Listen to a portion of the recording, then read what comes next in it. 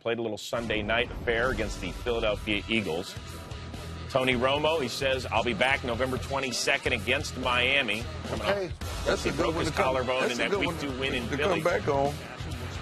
Des Bryant, this is his second game back, and what a difference he makes. According to the next-gen stats, they covered almost 76 yards. It goes down as a 51-yard completion. And this was a good game for Dez because, you could tell he's starting to get his legs up underneath him, get his wind back, and late in the game, he started to make some plays. And then that's Matt Castle's Cole Beasley.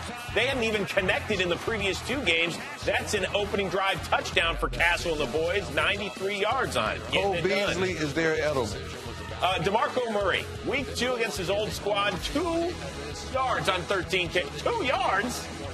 He was much better this time around, Marshall. Oh, yeah, he let Chip Kelly hear it about those 2 yards, too. And they came in and they featured him early in this game and got him going. 12 plays later after that 9-yard scamper on 4th and goal. It's Murray plowing in. 10 carries, 37 yards in the first half, and we are tied at 7. Oh, by the way, on the extra point, Greg Hardy, a little push shove on Matt Tobin. That's a 15-yarder, and that would be enforced on the kickoff. Don't make more out of it than what it is. It's normal. On to the third quarter. Sean Lee out with a concussion. So there goes their defensive captain, Sam Bradford, then looking for DeMarco Murray. Just blows past Anthony Hitchens. That's a gain of 44. And I think people underestimate DeMarco Murray's ability to catch the ball out of the backfield because of how little he did it when he was at Dallas and how little he did it when he was at Oklahoma. 4 plays later, the best changeup back in the NFL, Ryan Matthews. Yeah, this guy, man, be a first-round pick, and then you call the changeup back. He labels himself 1B to DeMarco 1A. So it's 14-7 Cowboys down, and their next possession, Castle to Beasley on 3rd and 6. That's a pickup of 22. He had his first game where he caught more than 70 yards in an effort. He actually had a 100-yard day. And then it's Castle, Beasley again. They went to him early and often. And we are tied at 14.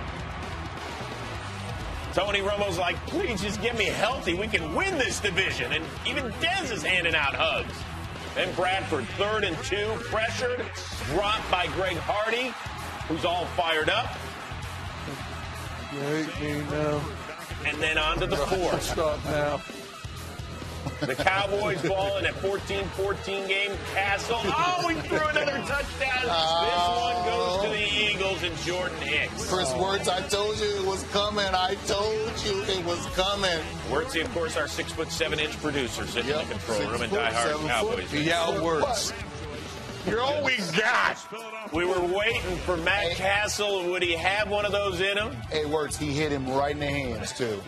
Next Cowboys kickoff, it's Lucky Whitehead. And this is a lucky strike, 79 yards. That's some great field vision, man. That boy fast. Yes, he is. He lucky. Matt Castle's all fired up. He's like, let's go do this. 3 plays later, if the Cowboys won this thing, they'd be talking about this play for a while. I don't just throw it away or just throw it up and Dez, welcome back. I actually think he tried to throw that out of bounds in a slip. I really do. There's no way he tried to throw that ball up there. Either way, Dez just went up big. I mean, big. And over everybody. That is Dez's first touchdown catch of the year for the new version of 88. Man, that's it. That's just elevation. Later on, it's 24 all. Bradford, Jordan Matthews. That's a gain of 34. This kid, if he just catches the football, he can be that dynamic guy. 4 plays later, Caleb Sturgis from 53 yards out is true. And guess who's reclaimed the lead? The Eagles have 5-3. But you been to Sturgis? Vacation. Here comes Matt Castle and the Cowboys. How often do you get to say that? 4th and 5, Castle. Terrence Williams, that's a gain of 11. Man, you give Castle time, and he get to square up, throws dimes. And then Castle looking for Dez. But Byron Maxwell gets flagged for PI. Let me tell you something. These consecutive calls we're bad. Oh, yeah. Well, that's 1A, and here's 1B. Oh, this one was.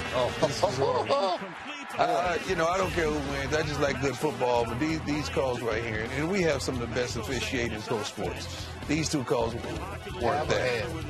We have. 2 plays later, 7-6 left. Dan Bailey, 15 for 15 on field goal tries this year. He uses a side bumper to get it in. Makes don't have pictures. So we are tied at 27, and we are going to overtime, where the Eagles win the toss. And let's remember the rules. If the Eagles kick a field goal, Dallas gets a chance. If they score a touchdown, the game is over. 4th and 1, Chip goes for it. Ryan Matthews gets it, but he coughs it up, and Dallas falls on the football. But, of course, every turnover is reviewed, and you can see the knee is clearly down before the ball comes out. So, first down, Eagles.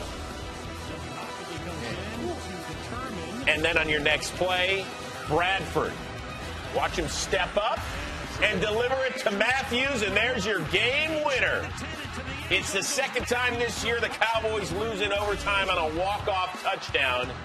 The Saints got him earlier this year in the Bayou, and this time it's the Eagles who improved to 4-4 in the year, and the Dallas Cowboys fall to 2-6. They still remain winless without Tony Romo in the starting lineup.